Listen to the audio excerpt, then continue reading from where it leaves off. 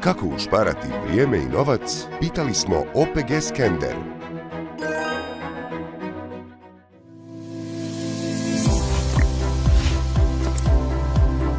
Ovdje se nalazimo u parceli od 8,5 hektara gdje se nalazi kraljica tretirana sa sistivom. Jednostavno rečeno, što se tiče te sistive, kada se zbrojite, znači da ne morate imati potrošnja goriva, znači što svi zanemaruju znači kad ideš prskat, prvi tretman, to ti je već jedan trošak. Uništiš si parcelu kada je mekana, napraviš si probleme kasnije što imaš pri košnji. Jednostavno rečeno, smanjiš si sve troškove, a tebi prinos ostaje daleko veći kao što je bio kod mene.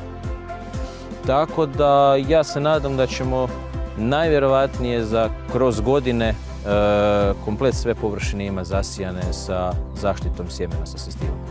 Jednostavno rečeno, sistiva je zakon. BASF. We create chemistry.